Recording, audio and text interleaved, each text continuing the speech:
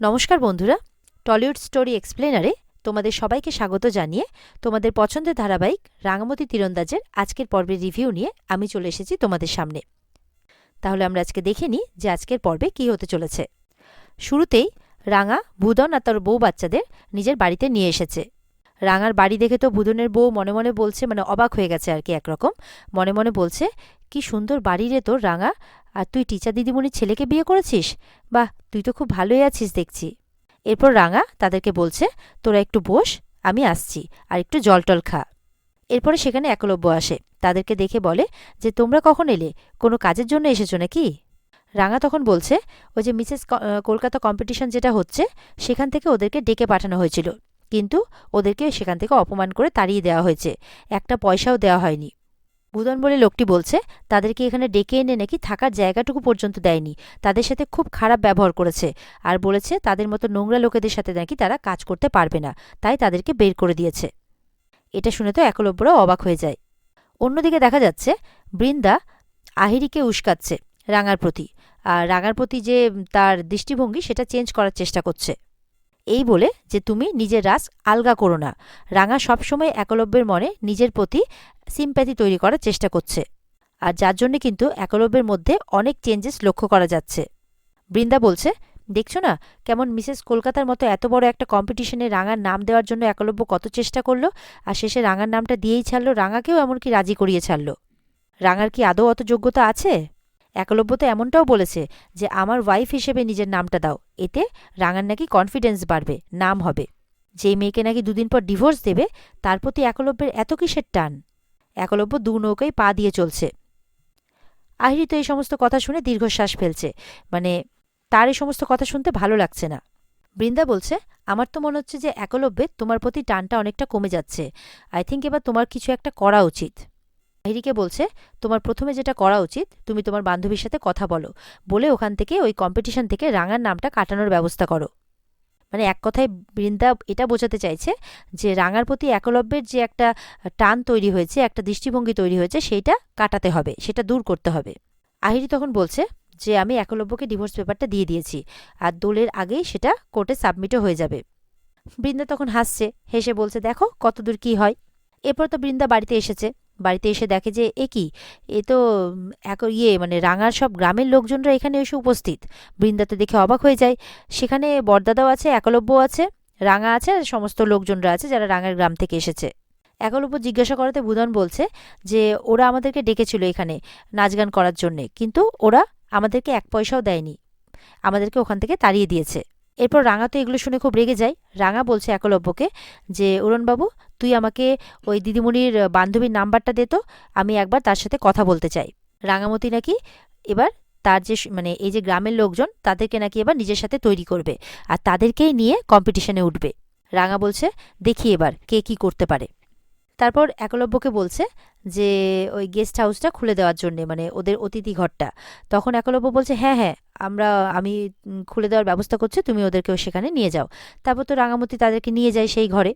এবার বৃন্দা কিন্তু সেই কাজে একলব্যকে বাধা দিচ্ছে, বলছে যে তোমার কি মাথা খারাপ হয়ে গেছে, তুমি এই সমস্ত লোককে রাখতে চাইছো, এ ছজন লোক, এ আমাদের কি অসুবিধে হবে না, কি করছো তুমি একলব্য? এরকমভাবে কিন্তু কথা বলেই যাচ্ছে, কিন্তু একলব্য নিজের ফোনেই ব্যস্ত, বৃন্দার কথায় পাত্তা দিচ্ছে না। বৃন্দা এমনও বলছে, এদের শহরে থাকার কোনো অধিকার নেই, এরা শহরের আদব কায়দা বুঝবেও না, সব জায়গায় নোংরা করবে, এই জিনিসটা এখানে রাখবে, ওই জিনিসটা ওখানে রাখবে, সব জায়গায় নোংরা করবে, আমরা কি করে থাকবো অ্যাডজাস্ট করে? এরপরে তো বৃন্দা এত কথা বলার পর একলব্য বলছে যে বড় বৌদি, তোমাকে এই সমস্ত কিছু নিয়ে চিন্তা করতে হবে না, আমি এই ব্যাপারটা দেখে নিচ্ছি। কিছুক্ষণ পর বৃন্দা যখন বকবক করছে মানে একলব্যের সাথে, রাঙা তখন ওপর থেকে নেমে আসে তাদেরকে ঘরের মধ্যে রেখে, আর এসে এটা বলে যে রাঙার নাকি, মানে রাঙা বলছে যে আমার আগে এই কম্পিটিশনটাতে যাওয়ার কোনো মন ছিল না, কিন্তু এখন আমি যাব, এই ঘটনার পর আমার মন হয়েছে। তখন উপর থেকে কিন্তু হঠাৎ করে ঢোল মানে সমস্ত বাজার আওয়াজ শুনতে পাচ্ছে নিচে। বৃন্দা বলছে যে এই আওয়াজ বন্ধ করো, আমি আর নিতে পারছি না, ভালো লাগছে না। তখন বৃন্দার বর মানে বরদা নিচ থেকে বলছে, এই বন্ধ করো তোমরা, আমার বউয়ের অসুবিধে হচ্ছে। কিন্তু ওরা তো শুনছে না, ওরা ওদের মতো বাজিয়ে চলেছে, আর নিচে বৃন্দার অবস্থা খারাপ, কান ফান ঢাকছে, এই করছে ওই করছে, মানে ওর অবস্থা খারাপ। রাঙা আর একলব্য খালি বৃন্দার কীর্তি দেখে হাসতে থাকে। এরপরে বৃন্দা আর আহিরি মিলে সেই কম্পিটিশনে মানে আহিরির যে বান্ধবী ইভেন্ট ম্যানেজমেন্টের তার কাছে গেছে। আহিরি বলছে, দেখ আমি কোনোভাবেই তোকে কিন্তু ইনফ্লুয়েন্স করছি না বা করতেও চাই না। তুই আমার কথা শুনে কিছু করবি এটাও আমি চাইছি না, কিন্তু তুই ভূদন আর তার লোকজনকে মানে রাঙার গ্রামের লোকজনকে যে তুই ডেকে এনেছিস, ডেকে এনে ওদেরকে বের করে দিয়েছিস, এটা রাঙা কিন্তু মোটেও ভালো চোখে দেখেনি, ও পছন্দ করেনি। এবার রাঙা বলছে যে তাদেরকে নিয়েই কম্পিটিশনে উঠবে। বৃন্দা তখন বলছে যে আমি চাইছি যে তুমি ওই সমস্ত লোকদেরকে কিছুতেই অ্যালাউ করবে না, রাঙামতির নামটাও তো ক্যান্সেল করে দিতে পারেন। উত্তরে তখন আহিরির বান্ধবী বলছে, সরি ক্যান্সেল তো করতে পারবো না, তবে এই মেয়েটাকে যদি আমি ক্যান্সেল করি তাহলে আমার হাল খারাপ করে দেবে বলেছে। মানে বান্ধবীটাও যথেষ্ট ভয় পেয়ে আছে দেখা যাচ্ছে। এরপরে যখন আহিরি আর বৃন্দা জিজ্ঞাসা করছে মানে কিছু বুঝতে পারলাম না, কি বলতে চাইছো, তখন সেই বান্ধবী বলছে যে রাঙা নাকি তাকে ফোন করেছিল, মানে রাঙামতি আগে থেকেই তাকে ফোন করে অলরেডি ওয়ার্নিং দিয়ে দিয়েছে, তাই রাঙার বিরুদ্ধে আর কোনো কাজ সেই বান্ধবী কিন্তু করবে না। রাঙা বলেছে যে তোরা আমার গ্রামের লোকজনের সাথে যে বিহেভিয়ারটা করেছিস সেটা একদম ঠিক করিসনি। আমি কিন্তু একজন তীরন্দাজ, আর আমার নিশানা কখনো কিন্তু খালি যায় না, যেখানে মারবো বলে ঠিক করি সেখানে একদম এফোর ওফর করে দিই। সেই কম্পিটিশনে রাঙা নাকি সেই মানে তার গ্রামের লোকজনকে নিয়েই উঠবে আর কি স্টেজে, আর যদি তাকে কেউ বাধা দেয় তাহলে সে এবার মুখে কথা বলবে না, এবার তার হাত চলবে। শুনে তো আহিরি আর বৃন্দা অবাক হয়ে যায় যে এ কী কাণ্ড। আহিরি বলছে, সে কি বলছিস, রাঙা এসব কথা বলেছে? বলছে হ্যাঁ, আর বলিস না, তাই রাঙার নাম আমি কোনোভাবেই বাদ দিতে পারবো না, স্পষ্টভাবে জানিয়ে দেয় ওই সেই ইভেন্ট ম্যানেজমেন্টের বান্ধবী আর কি। তখন বৃন্দা মনে মনে ভাবছে যে এটা করে তো কোনো লাভ হলো না, এবার যা করার তাকেই করতে হবে। অন্যদিকে দেখা যাচ্ছে মানে পরের দিন আর কি, মানে ভূদনরা তার বাড়ির যে লোকজনরা এসেছে তারা সবাই খেতে বসেছে। রাঙা পুরো একেবারে পাত পেরে সুন্দর করে তাদেরকে খাওয়াচ্ছে, হাতে হাতে দিদি তাদেরকে সাহায্য করছে। একলব্যের মাও আছে, সেও পুরো যত্ন করছে আর কি, দে দে বেশি করে দে, বেশি করে দে, ওখানে বেশি করে দে, এরকম একটা ব্যাপার। আর বলছে তোমরা কিন্তু সবাই ভালো মতো করে পেট ভরে খাবে, কিন্তু কত পরিশ্রম করা লোক তোমরা। একলব্য সেখানেই বসে আছে, একলব্যও দেখছে যাতে সবাই যত্ন সহকারে ভালো মতো করে খাওয়া দাওয়া করতে পারে। আর বলছে তোমরা যেখানে যাচ্ছ যে কম্পিটিশনে, সেটা কিন্তু অনেক বড় কম্পিটিশন, রাঙামতিকে কিন্তু তোমাদেরকে জেতাতেই হবে। এই বলে কম্পিটিশনের প্রতি তাদের মনে একটা ধারণা তৈরি করার চেষ্টা করছে, আর তাদের মনের ভয়টা যাতে কাটে, তারা যাতে সবাই ভালো করে পারফর্ম করে সেটা দেখছে। সবাই তখন সেটা শুনে বলছে একদম একদম। এরপর বৃন্দা ওপর থেকে নেমে সবটা দেখছে, মানে রাঙামতির গ্রামের লোকজনরা তারা সবাই থালা উঁচু উঁচু করে ভাত নিয়েছে খাওয়ার জন্য, তারা বেশ সুন্দর করে খাচ্ছে। সেটা দেখে বৃন্দার মাথায় যেন বাজ পড়েছে, কেঁপে উঠেছে দেখে। তখন বৃন্দার দেওর মানে একলব্য ছোট দাদা সেখান থেকে নেমে আসছে আর কি। তো তখন বৃন্দা আটকাচ্ছে, দাঁড়াও, দেখতে পাচ্ছ না রাক্ষসগুলো সব গন্ডায় পিন্ডায় গিলছে? বলছে বাড়িতে সার্কাস চলছে, সার্কাস। এই সমস্ত কিছু না একলব্য আর ওর মা এই দুজনের প্রশ্রয়ই হচ্ছে। বলছে দেখছো এরকম ভাবে যদি খাওয়া দাওয়া করতে থাকে তাহলে আমাদের হাঁড়িতে তো টান পড়বে এবার। সাত্তকী তখন রেগে গিয়ে বলছে, দাঁড়াও আমি এই সমস্ত কিছু বের করছি এবার। তখন তাদের কাছে গিয়ে বলছে, সাত্তকী তখন ওদের সামনে গিয়ে বলছে, এদেরকে এখানে না খাইয়ে বাড়ির উঠোনটাতে তো বসিয়ে খাওয়াতে পারো। সমস্ত কিছু কি হচ্ছে এখানে, সব এত নোংরা করে খাচ্ছে দেখে তো আমার গাটা গুলিয়ে যাচ্ছে, আর কত কিছু টলারেট করতে হবে, পারবো না এই সমস্ত কিছু টলারেট করতে আমরা, এই সমস্ত কিছু বলছে। আর মাকে বলছে কি হচ্ছে এসব মা, কি হচ্ছে? এখন উত্তরে রাঙামতির শাশুড়ি চিৎকার করে বলছে একলব্যের মা যে ঠিক মতো কথা বল, কি কেমন ধরনের কথাবার্তা বলছিস, ওরা রাঙার আত্মীয়, রাঙার নিজের মানুষ, রাঙার গ্রাম থেকে এসেছে ওরা, তুই এইভাবে কেন কথা বলছিস ওদের সাথে? সঙ্গে সঙ্গে সাত্তকী বলছে, রাঙা, রাঙা কে?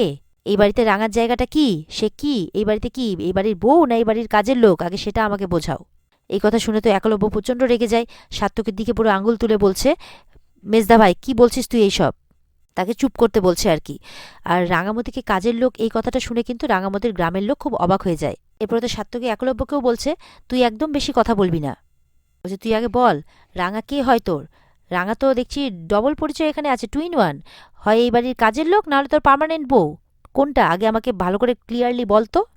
এগুলো কথা শুনে অবাক হয়ে তখন রাঙাকে তার গ্রামের লোকজন বলছে যে তুই এই বাড়ির বউ নোস, তুই কি টিচার দিদিমণির কাজের লোক নাকি? আর রাঙা তখন চুপ করে আছে। বলছে তাহলে রাঙার হাতে শাখা পলা কেন, মাথায় সিঁদুর, এসবের মানে কি তাহলে? তখন সাত্তকী বলছে ওটা এমনি এমনি, তোমরা সবাই রাঙার ভরসা এই বাড়িতে এসেছো তো, রাঙা এই বাড়ির কাজের লোক, এটা জেনে রেখো। এরপরে একলব্য কি করে রেগে গিয়ে একদম সোফা থেকে উঠে দাঁড়িয়ে গিয়ে সাত্তকীর কাছে যায় আর বলছে, মেজদা ভাই তোর প্রবলেমটা কি বলতো? তখন তাদের দিদিও আসে, এসে বলছে যে কথায় কথায় ভাইয়া, কথায় কথায় তোর এই ঝামেলা পাকানোটা স্বভাবে দাঁড়িয়ে গেছে তাই না রে? সাত্বিকীও পাল্টা বলছে, এই শোন, তোরা না কেউ আমার মুখে মুখে কথা বলবি না, বুঝতে পেরেছিস? এটা বাড়ি না অন্য কিছু? সারাদিন কাঁইকিচি শব্দ, দুমদাম শব্দ, আমাদের অসুবিধে হবে না? আর এরা যে ভাত খাচ্ছে, ভাতের পরিমাণটা দেখেছিস? এটা তো আমার 7 দিনের খাবার রে। এইভাবে কয়দিন খেতে থাকলে তো আমাদের মাসকাবারির জিনিস পুরো ফুরিয়ে যাবে দুদিনেই। এইভাবে বলছে। আর এই কথা শুনে কি কারোর মুখে খাবার ঢোকে? খাবার কিনতে পয়সা লাগে না, না?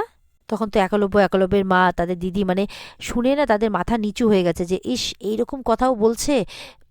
তখন বৃন্দা আসছে, বলছে এরা সব এই বাড়িতে থাকবে, কখন কার সিঁড়ি বেয়ে পাইপ বেয়ে একদম কার বাড়িতে ঢুকে যাবে, আবার আমাদের বাড়িতে এত সব দামি দামি জিনিস ছড়ানো আছে, কখন এগুলো চুরি করে নিয়ে যাবে, এই সমস্ত কথাবার্তা বলছে চোর অপবাদ খেতে বসে। তখন একলব্যের মা বলছে, কেন কেন ওরা চুরি করবে এই বাড়িতে এসে? এটা কি ধরনের কথাবার্তা বলছো তুমি বৃন্দা? আর এই চুরির কথা শুনে কিন্তু রাঙাও আর চুপ থাকতে পারে না। বৃন্দার সামনে গিয়ে বলছে যে তোর পুরনো কুকীর্তির কথাগুলো তুই ভুলে গেছিস, যে তুই এই বাড়িতে কি করেছিস? তখন বৃন্দা কিন্তু চুপ করে যায়। আর মেজদাকে গিয়ে বলছে, তুই খাওয়া দাওয়ার কথা বলছিস তো?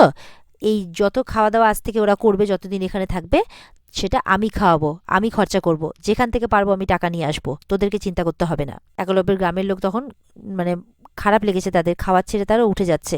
তখন একলব্যের মা, তারপরে মানে রাঙা সবাই মিলে রিকোয়েস্ট করছে যে তোরা খেয়ে নে, তোরা খাওয়ার ছেড়ে উঠিস না, তোদের কাছে করজোরে অনুরোধ রইল। রাঙা বলছে, তোরা আমার টাকায় খাচ্ছিস, তোদেরকে আমি খাওয়াচ্ছি, তোরা খেয়ে নে। এই বলে তারা খুশি হয়, তারা তখন খায়। এরপর একলব্য তার দাদাকে বলছে, তুই আর বৃন্দা মিলে সমস্ত কিছু প্ল্যান করেছিস, তাই না? তখন তো সাত্তকী আবারও বলছে, তুই আগে বল না যে রাঙার এক্স্যাক্ট পজিশনটা কি, 2 in 1, তোর টেম্পোরারি বউ, আবার কাজের লোক, আর কাজের লোকের ভূমিকাটাই সব থেকে বেশি। সাত্তকী তো চুপ করে থাকে, মানে কথাটা বলে চুপ করে থাকে, আর একলব্যকে বলছে। একলব্য তখন প্রচণ্ড রেগে আছে সাত্তকীর উপরে, আর কি বলবে তখন একলব্য চুপ করে আছে। এদিকে তো ওদের বোন বলেই যাচ্ছে যে সাত্তকীকে, তোদের যা মুখে আসছে তাই বলে যাচ্ছিস, তাই না? তখন সাত্তকী বলছে, তুই কেন, তুই জানিস না যে তোর ছোট ভাই তার বউকে কতটা সম্মান করে? আর তার মাকে বলছে যে এই কম্পিটিশনে রাঙার নাম দেওয়ানোটাই ভুল হয়েছে। তখন রাঙা বলছে, আমি ভেবেছিলাম নাম দেব না, জানিস তো, কিন্তু এই যে এই অপমানটা সহ্য করার পর এই অপমানটা আর মেনে নিতে পারবো না। এই জন্য এই অপমানটা যোগ্য জবাব দেওয়ার জন্য কম্পিটিশনে আমি নাম দেবই, আর জিতেও দেখাবো। আর এই সমস্ত মানুষগুলোর ভালো মন্দ সমস্ত কিছু কথা আমি সবার সামনে তুলে ধরবো। আর তোরা যে খাওয়ার খোঁটাটা দিচ্ছিস না, সেই খাওয়ার খেয়ে ওরা যা কাজ করে তার একটা সিকি ভাগ কাজও তোরা করতে পারবি না, বুঝতে পেরেছিস? রাঙা যখন বলে যে তাদের খাওয়া দাওয়ার খরচা দেবে আর কি, তখন সাত্তকী বলছে, তা কি করে খরচা দেবে শুনি? তখন বলছে, কেন রে, তুই তো আমাকে বললি যে আমি নাকি এই বাড়ির কাজের লোক, তা কাজের লোক হিসেবে ক টাকা মাইনে দিস আমাকে? 1 টাকাও দিস কি? তো সেই হিসেবে তো আমার একটা মাইনে পাও না, তাই না বল? এই কথা শুনে কিন্তু একলব্যের মা হাসছে। একলব্য বলছে, কাউকে অপমান করার আগে একটু ভেবেচিন্তে আসতে পারতিস তো, সাত্তকীকে বলছে।